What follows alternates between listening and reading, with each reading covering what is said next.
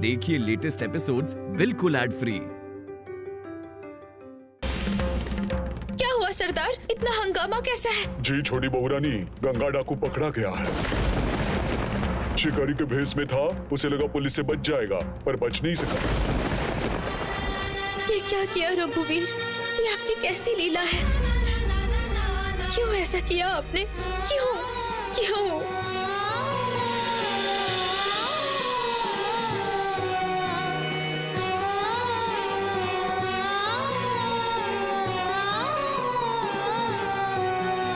हे रघुवीर, अभी आप भी उम्मीद हो। गांव के बेचारे गरीब लोग बहुत मेहनत से अनाज की खेती करते हैं। वो नव अन्न का उत्सव करना चाहते हैं। उनकी क्या गलती है बताइए? आप उनकी रक्षा कीजिए, उन लोगों की कोई भी फसल नष्ट ना हो। आप देखिए भगवान, आप देखिए।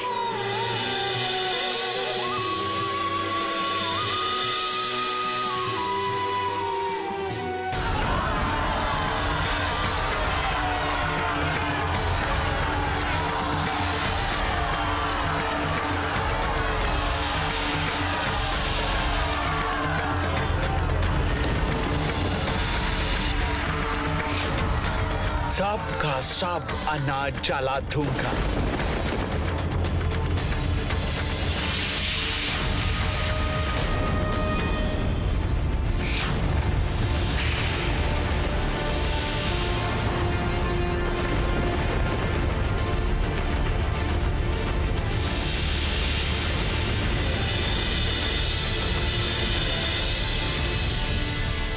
बहुत अच्छी किस्मत थी हमारी छोटे मालिक। वो मार्टिन साहब हमारी फसल को जरा भी नुकसान नहीं पहुंचा पाया। वो हम लोगों का अनाज का भंडार जलाकर हमें भूखा मारना चाहता था। गंगा डाकू ने हमें बचाया।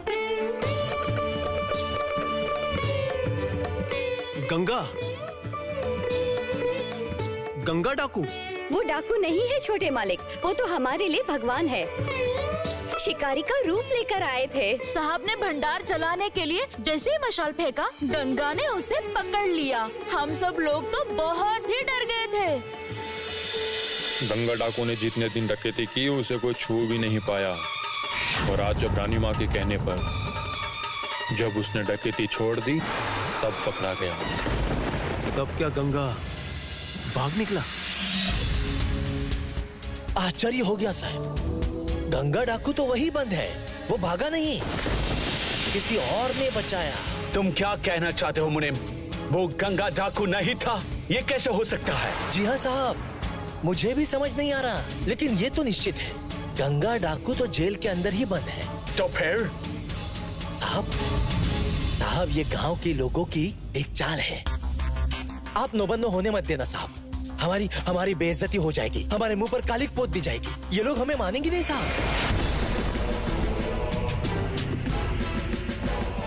एक और बात साहब, ये महेश और दुर्गा वो मोखिमपुर की छोटी रानी के पास जाकर सारी बातें बताते हैं। एक कहावत है ना, गरीब लड़ता है आधी रोटी के लिए। ये रानी माँ ही इनकी ताकत है। बड़ी अजीब है ये जमींदार की बीवी। प्रजा के सारे दुख दर्द में उनका प्यार उमड़ जाता है। साहब वो रानी ही तो इनको साहस दे रही है। सब रघुवीर की कृपा है। जय रघुवीर। तू चुप कर। एक डाकू के लिए इतना सोचने की कोई जरूरत नहीं। उसने गांव के किसानों की फसल बचाई है तो खुश तो होना ही चाहिए। जय रघुवीर।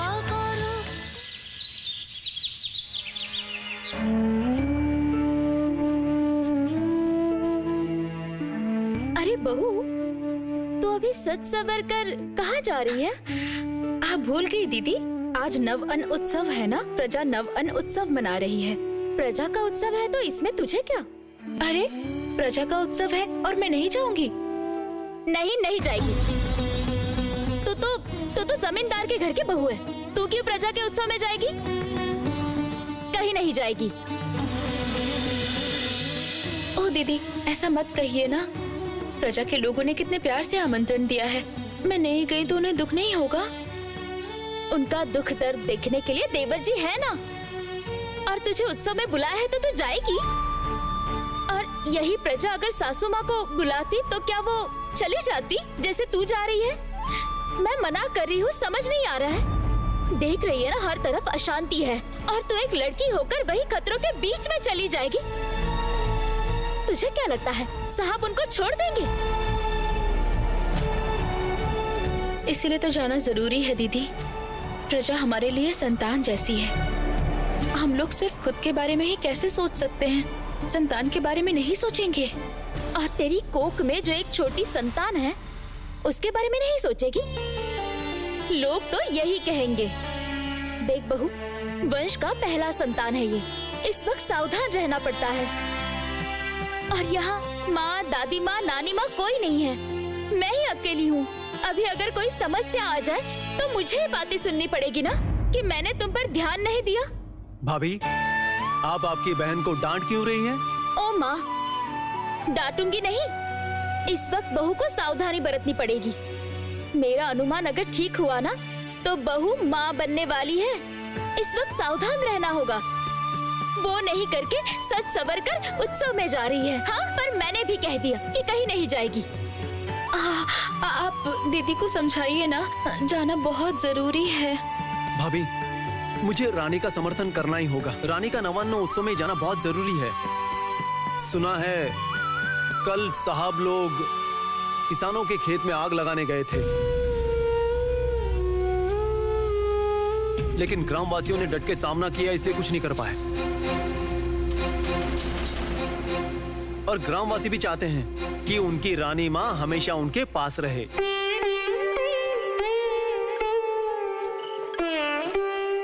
देखो देवर जी, तुम अगर सब कुछ जानने के बाद भी बीवी को छूट देना चाहते हो तो मैं क्या कर सकती हूँ? अगर वहाँ जाकर कोई समस्या आ जाए तो कौन संभालने वाला है? भाभी, मैं तो हूँ ना रानी के साथ। मैं रानी का अच्छे से ख्याल रखूंगा। इस बार रानी को जाने दीजिए ना। भाभी, मैं आपको जबान देता हूँ, नवान्न उत्सव से वापस आकर मैं खुद कोलकाता चला जाऊंगा। बस इस वक्त जाने दीजिए ना।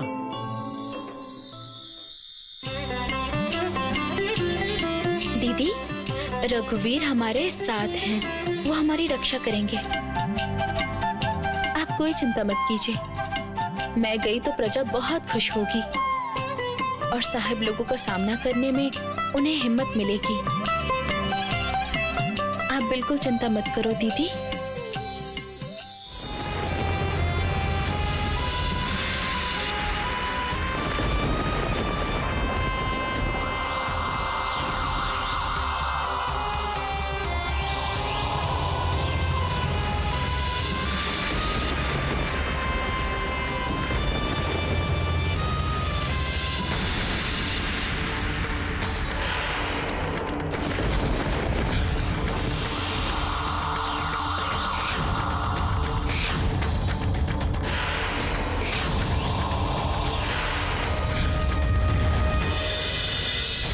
मिस्टर मार्टिन, ये क्या हो रहा है? क्या कर रहे हैं आप? Stop this! ये अत्याचार बंद करो मार्टिन साहब। मैं तुम्हारे बाप के साथ नील निर्यात करता था, वो बिजनेस तुमने नष्ट किया है, इसीलिए तुम लोगों का लाइसेंस रद्द कर दिया है। अब ये जमीन मेरी है। मैं यहाँ पे नील की खेती करूंगा। तुम और तुम्हारी वाइफ ने इस गांव में विद्रोह किया है और इन सब की लीडर है ये दुर्गा। ये दुर्गा अब मेरे कब्जे में रहेगी, जमानत के तौर पर। उनसे पूछिए कैसी जमानत?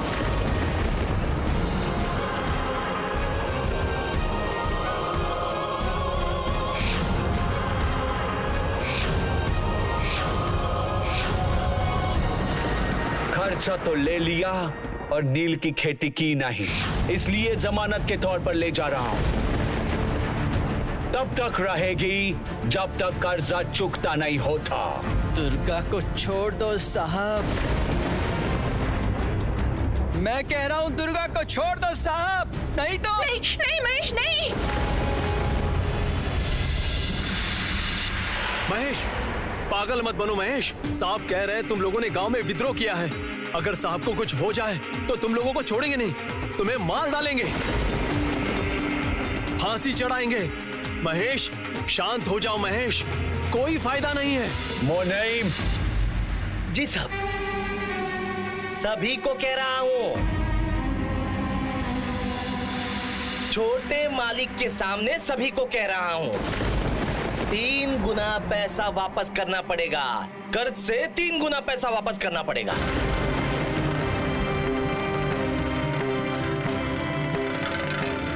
तब जाकर जमीन में अपने मुताबिक खेती कर पाओगे।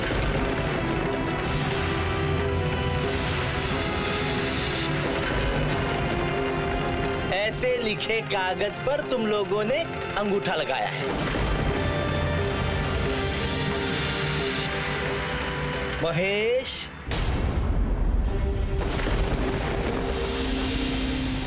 दुर्गा को ले जा रहे हैं।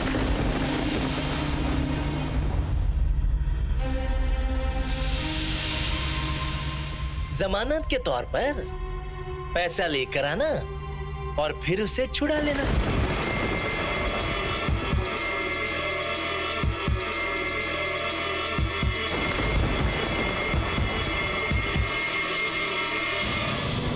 डरना मत, मारेंगे नहीं।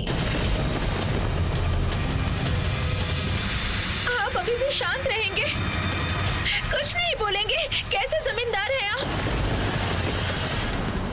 रानी, हमने साहब को जमीन खेती के लिए दी थी। एक साथ नील निर्यात करते थे, इसलिए खेती करने के लिए जमीन दी थी।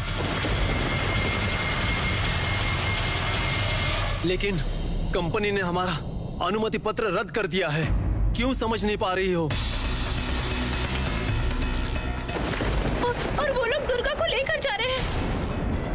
रघुवीर, रक्षा कीजिए रघुवीर। दुर्गा। रोना नहीं, बिल्कुल नहीं रोना।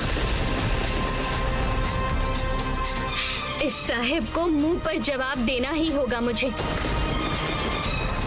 एक दुर्गा मरे तो मरे, ऐसी 1000 दुर्गा जन्म लेगी जो ऐसे असुर का वध करेंगी। ऐसी दुर्गा। चुप कर। तेरी बड़ी बड़ी बहुत सारी बातें सुनी, अब ये बातें कैसे कर पाएगी देखता हूँ। चल। दुर्गा, दुर्गा साहब, छोटे मालिक, छोटे मालिक, छोटे मालिक, दुर्गा को बचा लो। छोटे मालिक, दुर्गा को बचा लो। वो दुर्गा को ले जा रहे हैं, वो दुर्गा को ले जा रहे हैं। महेश, अभी नहीं कर सकते, वरना समस्या बढ़ सकती है। मेरे हाथ बने हुए हैं। गोरे लोग के शासन में कुछ करना मतलब खत्म हो जाना है। आप लोग क्यों दुर्गा को लेकर जा रहे हैं? आप लोग छोड़ दीजिए दुर्गा को, उसकी कोई गलती नहीं है। क्यों ले जा रहे हैं आप लोग?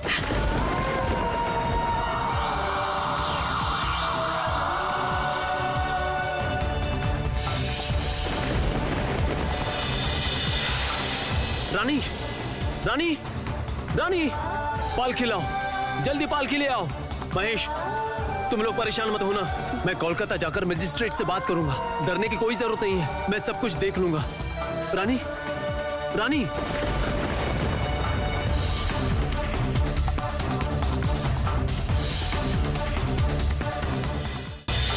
बहू आंखें खोल बहू। ओ बहू, आंखें खोल बहू।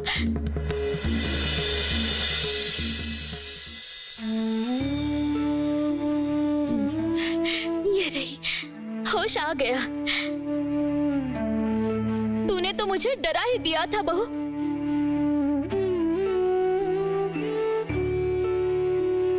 खुशखबरी है बहू, खुशखबरी है। खुशखबरी है? क्या खुशखबरी है दीदी? साहब ने दुर्गा को छोड़ दिया क्या? ओह माँ, तो अब भी दुर्गा दुर्गा ही करेगी? अभी उठने की जरूरत नहीं, आराम करो। ओह दीदी, बताइए ना, क्या खुशखबरी है? मैंने जो अनुमान लगाया था वही सही निकला रे बहू। मैंने तुझे कहा था ना, बिल्कुल वैसे ही हुआ। तू माँ बनने वाली है। मुझे तो इतनी खुशी हो रही है, तुझे क्या समझाऊं। बच्चे का हंसना खिलखिलाना पूरे घर में गूंजेगा। मुझे बहुत खुशी हुई है। तेरे बच्चे की परवरिश मैं करूंगी, तू चिंता मत कर।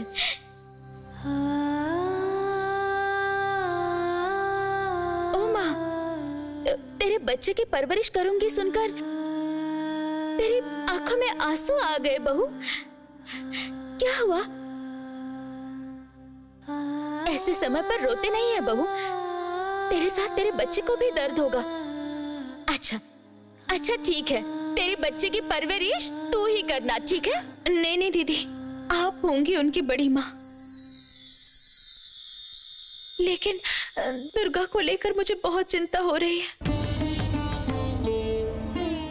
वो साहब जो उसे पकड़कर ले गए हैं, ना जाने कितनी तकलीफ दे रहे होंगे उसे। मुझे उसे छुड़ाना ही होगा। वो कहाँ है? अरे रुक रुक, तू कहीं नहीं जाएगी। देख रही है ना तेरे उस नौबाना में जाने के बाद क्या हो गया था। अगर तुझे कुछ हो जाता तो मैं क्या जवाब देती? अच्छा दीदी, दुर्गा को मुक्ति कैसे मिलेगी? वो साहब जो उनसे सूद मांग रहे हैं, महेश पैसों का जुगाड़ कैसे करेगा? हे भगवान, बार बार एक ही बात।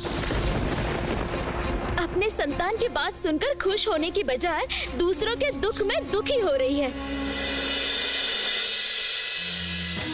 पता है, तेरी गोद भरने के बाद एक लड़की का जन्म होना सार्थक है। अच्छा दीदी, रघुवीर मुझे संतान का सुख देंगे, लेकिन क्या दुर्गा की रक्षा नहीं करेंगे?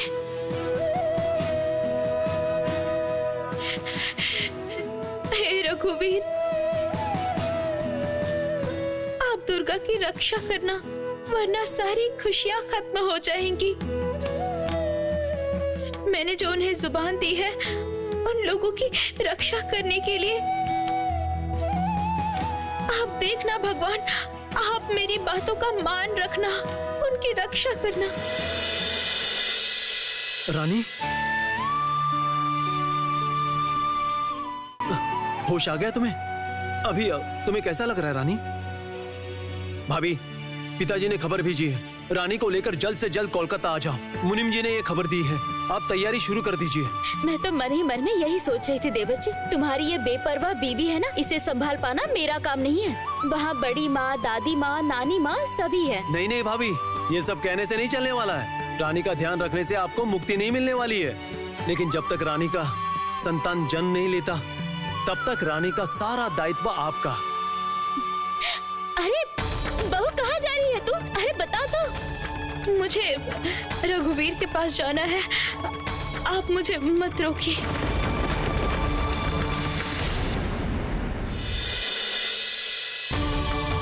छोटे मालिक के सामने सभी को कह रहा हूँ, 3 गुना पैसा वापस करना पड़ेगा।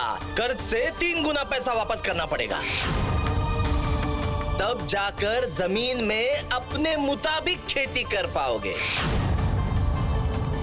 चल।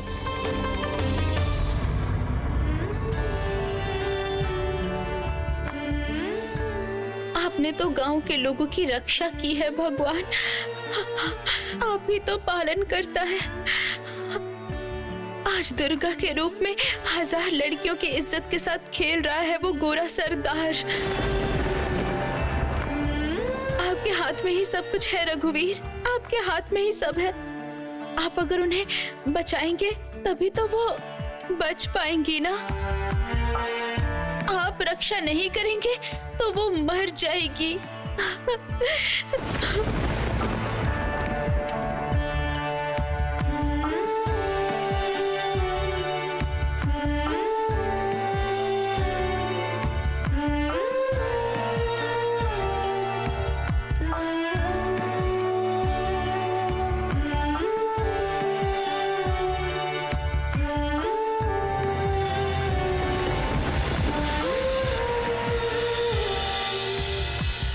तुम आ गए महेश, मैं जानती थी तुम आओगे। ये लो, ये मूर्ति लो, ये मैं दुर्गा के लिए दे रही हूँ। हम सब तो आज यहाँ से चले जाएंगे, तो तुम देखना। मुझे यकीन है रघुवीर तुम्हारे साथ जरूर खड़े रहेंगे। तुम लोग परेशान मत हो। तुम रो रहे हो महेश। रो नहीं, खुद पर भरोसा रखो। रघुवीर ने रावण का वध किया था, फिर उसके बाद कृष्ण के रूप में कंस का वध किया था। वो हर युग में दुष्टों का वध करते हैं और सृष्टि चलाते हैं। वो जरूर तुम्हारी रक्षा करेंगे, देखना, स्वयं रक्षा करेंगे। तुम्हारी दुर्गा तुम्हें वापस मिलेगी।